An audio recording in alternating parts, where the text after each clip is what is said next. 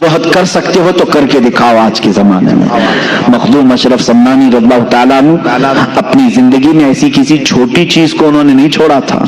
वो इतनी बड़ी कुर्सी थी जिसको बादशाहत की कुर्सी कहते हैं, जिसको हासिल करने के लिए पता नहीं कितने कत्लो किताल होते हैं, कितनों की जानें बहाई जाती, कितनों से झूठे वादे किए जाते हैं, कितनों के ऊपर तलवारें खींची जाती।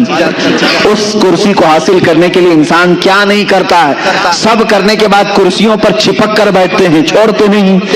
मखदूम सन्ना रहमतुल्लाह ताला अलैह ने ना इसको हासिल करने के लिए कोई मेहनत की थी, बल्कि उनके वालिद गिरामी से ये विरासत में आई थी। और छोड़ने के लिए उन्होंने कोई पसोपेश भी नहीं किया था कि शर्त रख करके दिया हो कि इतना मुझे दे दे तो मैं ये कुर्सी छोड़ दूंगा। जैसे एमएलए बिकते हैं, इतने पैसे दे दो तो मैं तेरी पार्टी में आ जाऊंगा, इधर की रुकनियत छोड़ दूंगा, मेंबरशिप खत्म कर लूंगा। मखदूम सन्ना रहमतुल्लाह ताला अलैह सिर्फ और सिर्फ अपने रब की रजा हासिल करने के लिए अपने भाई की ताजपोशी की और हमेशा के लिए सिमनान छोड़कर आए। दोबारा कभी सिमनान वापस नहीं गए, कभी वापस नहीं गए। आपकी उम्र तकरीबन 100 साल की हुई है। मखदूम अशरफ सम्मानी रज़ियल्लाहु ताला अन्हु 708 हिजरी में पैदा हुए और 808 हिजरी में विसाल हुआ है। और बाज रिवायात में 96 बरस की हैं, लेकिन तकरीबन 100 साल की उम्र, 25 साल की उम्र में अपना अजीज वतन, पैदाइशी वतन, अपने माँ बाप का वतन छोड़ा हुआ ये मर्द कलंदर बाकी 75 साल की उम्र में कभी भी उस तरफ का रुख नहीं किया।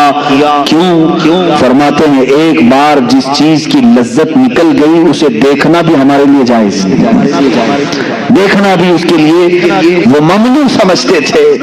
अजीजा ने गिरामी वक़ात मखदूम अशरफ सम्मानी रज़ियल्लाहु ताला जब निकले तो इस कुर्सी को खत्म करके जो निकले, छोड़ करके निकले, कि तारिकुस सल्तनत कहते हैं। पूरे रसूल करीम सल्लल्लाहु अलैहि वसल्लम की उम्मत में सिर्फ 2 वली ऐसे गुजरे जिन्होंने बादशाहत को छोड़ा है, एक हजरत इब्राहिम बिन अदहम, दूसरे मखदूम अशरफ जहांगीर सम्मानी रज़ियल्लाहु। वो बल्ख की बादशाहत छोड़कर निकले थे और ये सिमनान की बादशाहत छोड़कर। दोनों के हाल ऐसे ही है। हजरत इब्राहिम बिन अदहम निकले और गुदड़ी पहन करके दरिया के किनारे बैठे रहते थे। एक वक्त था जो कुर्सी पर बैठते और एक वक्त ऐसा कि पथरीली जमीन पर दरिया के किनारे बैठे रहते। मखदूम सिमना रहमतुल्लाह ताला अलैह शाही सवारी पर सवार होने वाले, लेकिन जब समरकंद का सफर कर रहे हैं पैरों में चप्पल तक नहीं थे। ये ज़ुहद आपने फरमाया, मजबूरी ना कहो इसको, ये मजबूरी नहीं थी, अपने रब की रजा के लिए दुनिया का तर्क था। जब आप समरकंद के रास्ते से लाहौर तशरीफ लाए तो लाहौर में हजरत सईद जलालुद्दीन बुखारी रहमतुल्लाह ताला ने, जिनको मखदूम जहानिया जहां गश्त कहा जाता है, ओछ शरीफ में आप तशरीफ लाए। हजरत मखदूम सैयद जलालुद्दीन रहमतुल्लाह ताला अलैह ने आपका पुरतपाक इस्तकबाल फरमाया, अपनी खानकाह में 3 दिन तक ठहराया। उस वक्त के वो गौस थे हजरत सैयद जलालुद्दीन बुखारी, अपनी खानकाह में 3 दिन रखा और उसके बाद क्या फरमाया कि फर्जन अशरफ तुम्हारा इंतजार किसी और बुजुर्ग के यहाँ हो रहा है, तुम किसी और की अमानत हो। कौन है वो बुजुर्ग? मखदूम अलाउद्दीन पंडवी रहमतुल्लाह ताला अलैह, जो बंगाल की मालदा की सरजमीन पर आज भी आराम फरमा है। ये उस जमाने के कुतुबुल अख्ताब थे, कुतुबुल अशराफ थे। उस वक्त हजरत मखदूम अलाउद्दीन पंडवी रहमतुल्लाह ताला अलैह हजरत मखदूम अशरफ सम्मानी के इंतजार में वहां बैठे हुए थे। जलालुद्दीन बुखारी रहमतुल्लाह अलैह ने इनको रुखसत किया कि आप जाएं बंगाल की सरजमीन पर। वहां से पैदल चलते हुए निकले। लाहौर की सरजमीन कहाँ है, बंगाल कहाँ है, पैदल सफर किया। बिहार के रास्ते से होकर गुजर रहे थे। बिहार में एक इलाका मनियर है, यहाँ एक बुजुर्ग हैं मखदूम शरफुद्दीन यहया मनीरी रहमतुल्लाह ताला अलैह। ये बड़े पाए के बुजुर्ग हैं। आला हज़रत रज़ियल्लाहु ताला अन्हु ने उनका तज़किरा फरमाया है। मखदूम शरफुद्दीन यहया मनीरी रहमतुल्लाह ताला अलैह के नामे पाक का असर ऐसा है, आज भी मेरे खुद आमाल में मौजूद है कि चेचक किसी को हो जाए, चेचक की बीमारी, हजरत शरफुद्दीन यहया मनीरी का नाम ले लो, वो चेचक खत्म हो जाती है। उनके नाम में तासीर है। वो बड़े पाए के बुजुर्ग हैं। उन्होंने अपनी जिंदगी में जो वसीयत फरमाई थी, वो वसीयत क्या थी सुने। हजरत मखदूम अशरफ समनानी रहमतुल्लाह ताला अलैह का गुजर बिहार के उसी मनियर इलाके से हो रहा था। वहां देखा जनाजा रखा हुआ है और हजारों की भीड़ है, सफें लगी हैं, उलमा हैं, सुलहा हैं, बड़े बड़े ताजवर वहां पर खड़े हैं, लेकिन जनाजा पढ़ाने के लिए किसी का इंतजार हो रहा है। उसी सफर पर मखदूम अशरफ समनानी रहमतुल्लाह ताला अलैह जनाजे में हाजिर हुए। पूछा किसका है? कहा ये मखदूम शरफुद्दीन यहया मनीरी का है। कहा कि जनाजे में मैं भी शरीक होता हूं। उनसे पूछा गया कि फिर पढ़ाया क्यों नहीं जा रहा है? लोगों ने कहा जो मखदूम शरफुद्दीन यहया मनीरी के खुलफा थे, मुरीदीन थे, उलमा थे, उन्होंने कहा हमारे शेख शरफुद्दीन यहया मनीरी रहमतुल्लाह ताला अलैह की ये वसीयत थी कि मेरा जनाजा तैयार करके एक खुले मैदान में रखना, तुम देखना मगरिब की तरफ से रसूलुल्लाह का एक शहजादा आएगा, आले रसूल आएगा, वो काली एक चादर अपने ऊपर ओढ़ा होगा और वो सातों किरातों का कारी होगा, हाफिज होगा।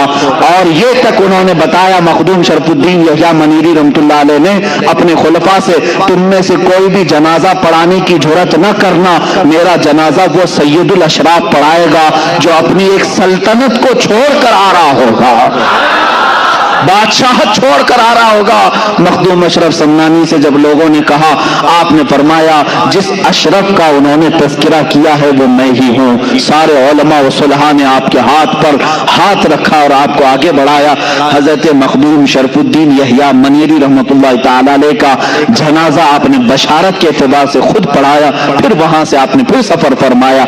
अजीजों, मैं आज तफसील जिक्र करूंगा मेरे मखदूम समना रहमतुल्लाह ताला अलैह की। आप हजरत मखदूम अलाउद्दीन पंडवी रहमतुल्लाह ताला अलैह की मुलाकात के लिए बंगाल मालदा जा रहे हैं। सफर बड़ा कठिन है, दरियाओं का भी सफर है, पहाड़ों का सफर है, जंगलात का सफर है, पैरों में सूजन आ चुकी थी, लेकिन सफर ये थकन कभी नहीं लाता था, थकान से चूर नहीं होते थे, सफर ही सफर है। हजरत मखदूम अलाउल्लाह पंडवी रहमतुल्लाह ताला अलैह अपनी खानका में इनका क्या हाल था? अल्लाह अल्लाह, बड़े बड़े मुजाहिदे करने वाले लोग। वहां पर हाल ये था कि लोग 15 साल 20 साल तक मुजाहिदे में बैठे होते थे। अलाउद्दीन पंडवी रहमतुल्लाह ताला अलैह के आस्थाने पर एक दिन दोपहर का वक्त है, ख्वाब में या जैसे ही आप नींद से बेदार हुए, बेकरारी के आलम में खड़े हो गए और अपने सारे लोगों से, मुरीदीन से कहा, बूये यार मी आयत, बूये यार मी आयत, मुझे मेरे यार की खुशबू आ रही है, मेरे अजीज की खुशबू आ रही है। लोगों ने कहा कि ये किसकी खुशबू है? कहा जिसके इंतजार में मेरी उम्र बीतती जा रही है, गालिबन वो इंतजार की घड़ियां खत्म हो रही हैं। सारे लोग बिल्कुल तजस्सुस के शिकार हो गए, आखिर वो है कौन जिसके लिए मखदूम अलाउद्दीन रहमतुल्लाह ताला अलैह अपना बिस्तर छोड़कर उठ गए, वजू फरमाया, सारे मुरीदीन खुलफा के साथ शहर से बाहर आए, शहर की सरहदों के पास आकर खड़े हुए तो देखा दूर तन्हाई का सफर करते हुए मखदूम जहांगीर अशरफ समनानी रहमतुल्लाह ताला अलैह तशरीफ ला रहे हैं। चेहरे पर गर्द है, गुबार है और लिबास पूरे सफर की अलामतें बता रहा है, जगह जगह से कांटों से फट चुका है। मखदूम अशरफ समनानी रहमतुल्लाह ताला अलैह जैसी आए, सारे मुरीदीन और खुलफा ने पूछा अपने पीर और मुर्शिद से, क्या ये वही है मुसाफिर? कहा हाँ, इसी की खुशबू मुझे शहर से बाहर तक ले आई है। आप खुद बाहर आगे बढ़ करके मखदूम सिन्ना रहमतुल्लाह ताला अलैह के चेहरे मुबारक को अपने सीने से लगाया, उनकी पेशानी पर बोसा दिया और पालकी मंगवाई। कहा कि इस सैयदजादे को पालकी पर बिठाओ। हजरत मखदूम अशरफ समनानी रहमतुल्लाह ताला अलैह अदब के लिहाज से आपने बैठने से इनकार किया। उसके बाद हजरत मखदूम अलाउल्लाह पंडवी रहमतुल्लाह ताला अलैह खुद पालकी पर बैठे और इस शहजादे आजम को अपने साथ बिठाया, खानकाह ले आए और उसके बाद उस दिन जश्न का माहौल था। भला मुझे बताओ, कोई पीर अपने एक मुरीद का इंतजार कर रहा हो, कोई शेख अपने एक खलीफा का इंतजार कर रहा हो। हजरत मखदूम अशरफ समनानी रहमतुल्लाह ताला अलैह खानकाह में आए हैं तो मुरीदीन की बातें सुनो, क्या कहते हैं? कहते हैं बरसों बाद ऐसा लग रहा था ठंडी रातों में कोई एक सूरज तुलू हुआ है, इसलिए कि जश्न का समा था, हर जगह उजाला ही उजाला था। दो चेहरे इतने चमकते थे, एक अलाउल्लाह पंडवी का, एक मखदूम सिन्ना का। दस्तरखान बिछाया गया है, दस्तरखान बिछाया गया एजाज में, روٹیاں رکھی گئیں، سالن لائے گئے اور وہاں پان کی گلوریاں پیش کی جاتی تھی، پان کھائے جاتے تھے۔ مخدوم سنہ رحمۃ اللہ تعالی علیہ دسترخوان پر سامنے بیٹھے ہیں۔ علاء الحق پنڈوی رحمۃ اللہ تعالی علیہ سب سے پہلا جملہ کیا فرمایا؟ اولیاء کا دسترخوان بھی کیسا ہوتا ہے، کہا تشت لاؤ ہاتھ دھلانے کے لیے، ہم بھی دسترخوان پر ہاتھ دھلاتے ہیں۔ مخدوم سنہ سے ان کے شیخ نے کہا بیٹا فرزند اشرف اپنے ہاتھ دھو لو دنیا کی ہر لذت سے، دنیا کی ہر لذت سے ہاتھ دھو لو۔ آپ نے ہاتھ دھوتے ہوئے اپنے شیخ سے کہا کہ حضور والا میرے مرشد گرامی، آپ کا یہ بیٹا، آپ کا یہ فرزند دنیا کی سب سے بڑی دولت جو کرسی ہوتی ہے اس بادشاہت سے ہی ہاتھ دھو کر کے آیا ہے، اور آپ نے ہاتھ دھو کر کے دسترخوان پر کھانا شروع فرمایا تو چار لقمے سب سے پہلے مخدوم علاء الحق پنڈوی رحمۃ اللہ تعالی علیہ نے اپنے ہاتھ سے ان کے منہ میں رکھے اور ایک ایک لقمے پر کہا کہ کون کون سا لقمہ تھا۔ ایک طریقت کا تھا، ایک معرفت کا تھا، ایک اسرار و رموز کا تھا، ایک حقانیت کو پہنچنے والا تھا۔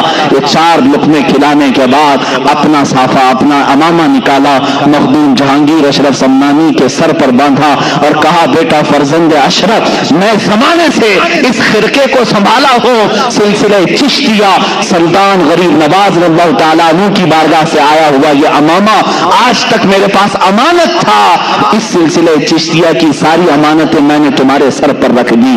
یہ خرقہ پوشی ہوئی، آج کے دن یہاں سے خلافت ہی دے دی گئی، آپ نے بیعت بھی کیا۔ مخدوم اشرف سمنانی رضی اللہ تعالیٰ اس خانقاہ میں تقریباً 12 سال تک گزارے، 12 سال تک۔ اس کے بعد اپنے پیر و مرشد سے اتنا لگاؤ تھا، ان کے بغیر وہ ایک پل بھی نہیں رہتے تھے۔ مخدوم اشرف سمنانی رضی اللہ تعالیٰ نے جب اپنی عمر کی 35ویں یا 37ویں سال کو پہنچے تو آپ کے پیر و مرشد نے کہا کہ اے فرزند اشرف، اب تمہارے اور ہماری جدائی کا وقت ہے، میں تمہیں اس امانت کو دے کر اس راستے پر بھیج رہا ہوں جو راستہ تمہارے انتظار میں ہے۔ تمہیں یہ ساری امانتیں اس لیے دی گئی ہیں کہ تم دین رسول کی تبلیغ کرو، رسول کریم صلی اللہ تعالیٰ علیہ وسلم کی سنتوں کی تشہیر کرو۔ مخدوم اشرف سمنانی رضی اللہ تعالیٰ عنہ کو آپ نے بلایا اور جونپور کی سرزمین کی طرف اشارہ فرمایا۔ جونپور آج بھی اتر پردیش کا ایک علاقہ ہے، اور اس طرف اشارہ فرمایا، دسترخوان پر بیٹھ کر کے ایک علاقہ دکھایا جس کی ارد گرد تالاب ہے اور بیچ میں ایک چھوٹی سی جگہ ہے۔ کہا اے اشرف، تمہارا یہ مضبوط قلعہ ہوگا، تم یہاں پر اپنا مسکن بناؤ گے۔ آپ نے اصرار کیا کہ حضور مجھے اپنے ساتھ اپنی صحبت میں رکھیں۔ آپ نے فرمایا یہ امانتیں اس لیے دی جاتی ہیں کہ خلق خدا کو اس سے تم فیضیاب کرو، یہ صرف اپنے لیے نہیں ہوتی، خلق خدا کو تم اس سے فیضیاب کرو۔ حضرت مخدوم اشرف سمنانی رضی اللہ تعالیٰ عنہ اس وقت اپنے پیر و مرشد سے فرماتے ہیں حضور جس علاقے میں آپ مجھے بھیج رہے ہیں وہاں پر ایک شیر ہے، اس شیر کے چنگل میں مجھے آپ بھیج رہے ہیں۔ آپ نے تھوڑی دیر تک انتظار فرمایا اور کہا شیر اگرچہ ہوگا لیکن تمہاری تربیت یافتہ ایک چھوٹا سا بچہ اس شیر کے لیے کافی ہو جائے گا۔ یہ بزرگوں کی باتیں ہیں، اولیاء کاملین کی باتیں ہیں، یہ بات میں سمجھ میں آتی ہیں۔ حضرت مخدوم اشرف سمنانی رضی اللہ تعالیٰ وہاں سے نکلے بنگال سے اور پھر سفر فرمایا۔